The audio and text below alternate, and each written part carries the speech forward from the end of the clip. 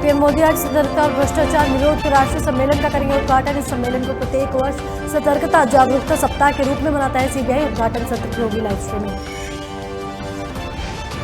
चीन से तनातनी के बीच सैन्य कमांडरों की 4 दिवसीय कॉन्फ्रेंस सोमवार से हुई शुरू। सैन्य कमांडरों के सम्मेलन को रक्षा मंत्री राजनाथ सिंह करेंगे संबोधित। एलएसी के अन्य संवेदनशील बिंदुओं पर सेना की तैयारियों की होगी समीक्षा। एलजेपी के राष्ट्रीय अध्यक्ष चिराग पासवान ने नीतीश कुमार पर साधा निशाना, कहा मैं जमूरा हूं तो मदारी कौन। अपने ऊपर की गई व्यक्तिगत टिप्पणी पर नीतीश कुमार को घेरा। जम्मू कश्मीर के पुलवामा में सुरक्षा बलों को मिली बड़ी कामयाबी। मुठभेड़ के दौरान एक आतंकी हुआ ढेर, दूसरे आतंकी ने किया सरेंडर। मौके से राइफल समेत कई हथियार बरामद। उन्नाव की बांगरगांव सीट पर उपचुनाव को लेकर सीएम योगी ने विशाल जनसभा को किया संबोधित। बीजेपी प्रत्याशी को जिताने की जनता से की अपील।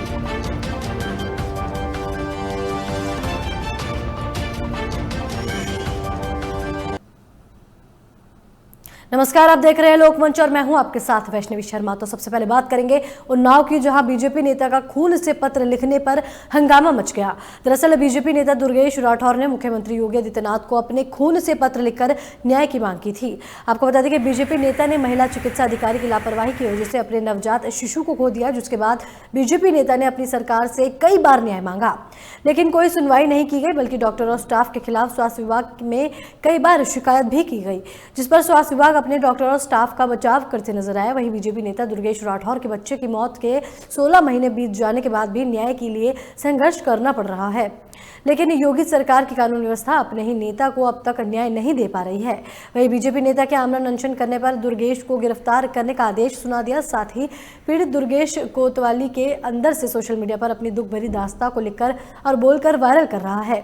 साथ ही उसने कहा कि अब मेरा आमरण अनशन आज से शुरू हो गया है, जब तक हमें न्याय नहीं मिलेगा तब तक अनशन जारी रहेगा।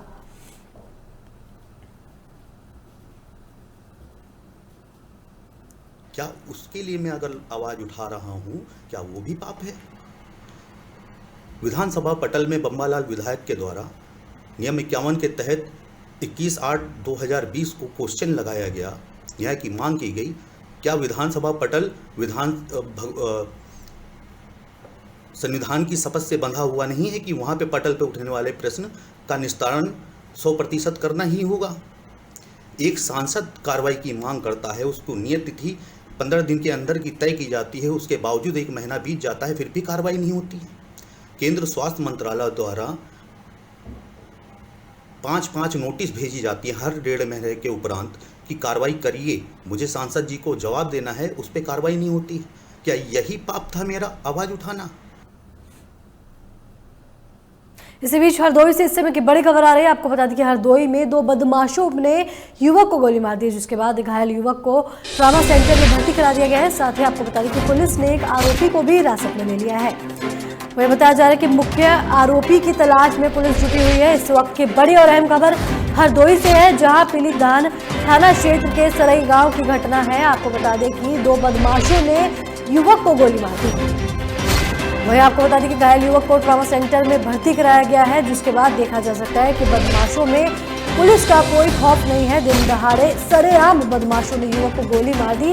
बावजूद इसके पुलिस लगातार चेकिंग अभियान चलाकर बदमाशों की धरपकड़ कर रही है। बावजूद इसके बदमाशों में पुलिस का कोई खौफ नहीं है, जिसके चलते एक बड़ा सवाल ये उठता है कि बदमाश आए दिन ये घटना को अंजाम देने को चलते पुलिस को एक बड़ी चुनौती दे रहे हैं।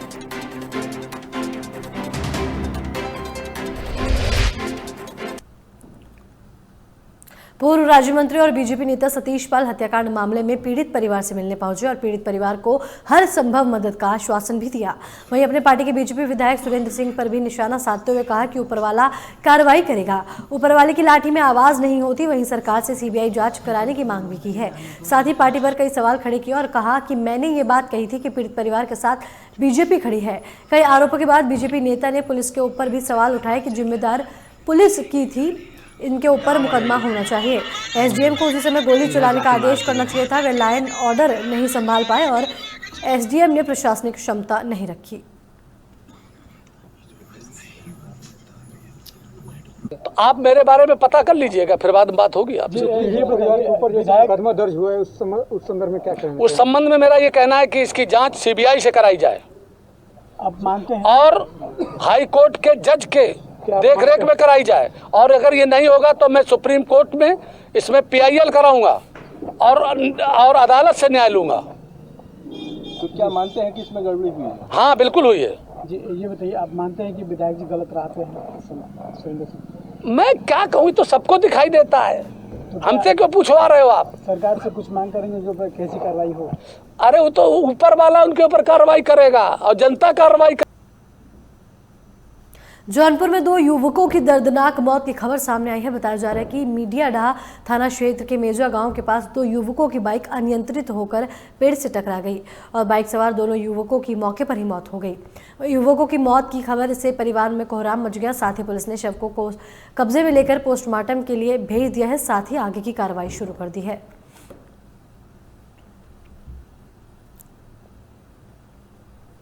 ये एक्सीडेंट मेजा में हुआ है।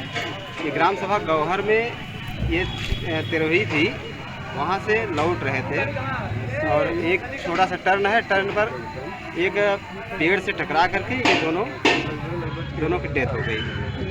एक लड़का गौहर का रहने वाला था और एक जमालापुर कुंभापुर का रहने वाला था। कब एक्सीडेंट हुआ? लगभग रात में 1 बजे। चित्रकूट से बिजली विभाग की लापरवाही सामने आ रही है, जिसमें ट्रांसफार्मर लगने के कई साल बाद भी गांव के ग्रामीणों के अंधेरे में अपना जीवन जीना पड़ रहा है।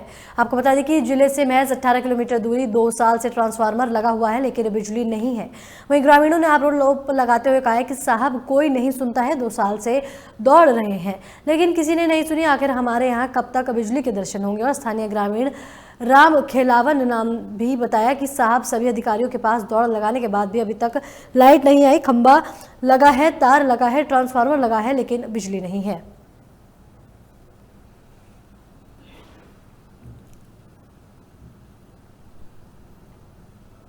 समस्या साहब बिजली नहीं आ रही, आज 2 साल से लगी है ना। यहाँ बिजली आ रही ना कुछ ना बिल आ। यहाँ साहब हो चुका कम 2 साल का, 6 महीना का।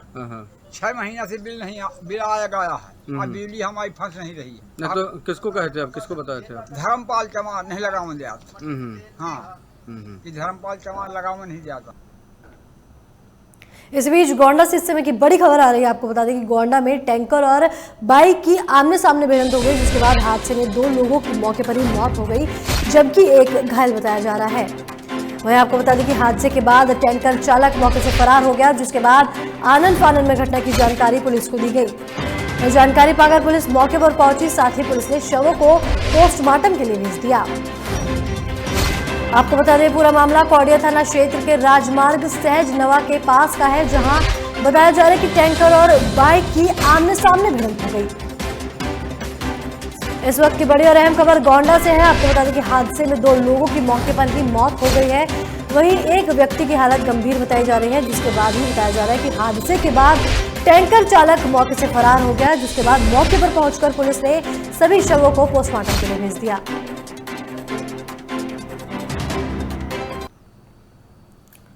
उत्तर प्रदेश के सिद्धार्थनगर के डमुरियागंज थाना क्षेत्र के कस्बा के वार्ड नंबर 2 आजाद नगर में 2 लोगों में कहासुनी को लेकर जमकर मारपीट हुई। आपको बता दें कि मारपीट में एक महिला के सर पर चोट आई है। वहीं घटना की सूचना मिलने पर मौके पर पहुंची पुलिस ने 6 लोगों को हिरासत में लिया है और साथ ही 16 लोगों पर मुकदमा दर्ज किया है। पुलिस ने घायलों को इलाज के लिए अस्पताल में भर्ती कराया है। इस मामले में डुमरियागंज सीओ उमेश शर्मा ने कहा कि 2 लोगों में कहासुनी को लेकर मारपीट हुई थी। वहीं घटना की सूचना मिलने पर मौके पर पुलिस ने पहुंचकर 6 लोगों को हिरासत में लिया और आगे की कार्रवाई में जुट गई। नहीं, ये तो जो बात खबर उड़ाई गई है वो सरासर भ्रामक है। कोई संप्रदाय समुदाय को लेकर कोई घटना नहीं घटित हुई है। अलबत्ता ये हुआ है कि वार्ड नंबर 2 जो आज़ाद नगर है, वहाँ पर 2 व्यक्ति थे, एक रामनाथ थे और एक तरफ छुट्टू थे। आपस में कुछ कहासुनी हो गई, जिसमें मौके पे पुलिस पहुँची और पहुँच करके उन्होंने समझाया बुझाया भी और नहीं मानने पर उनको थाने में बुलाई और लॉकडाउन उल्लंघन का भी उनके खिलाफ मुकदमा दर्ज। आज सुबह 9 बजे के करीब आज़ाद नगर वार्ड में 2 लोगों के बीच में झगड़ा हुआ था। दोनों लोगों को तुरंत पुलिस ने मौके पर पहुंचकर 6 लोगों को थाने ले आए हैं, जिसमें एक महिला के हल्की सी चोट आई है। मुकदमा लिखा जा रहा है।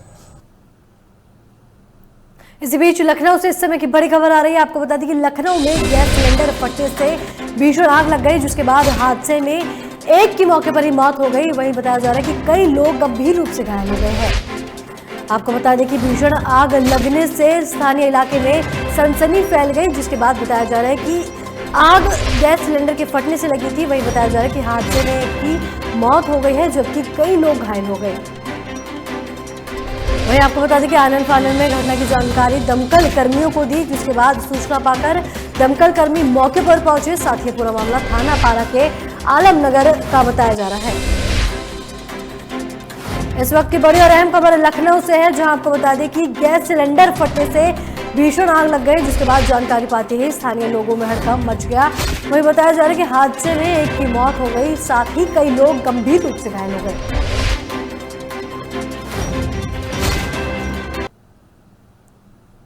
इसी के साथ इस बुलेटिन में फिलहाल इतना ही। तमाम खबरों के लिए देखते रहिए लोकमंच। नमस्कार।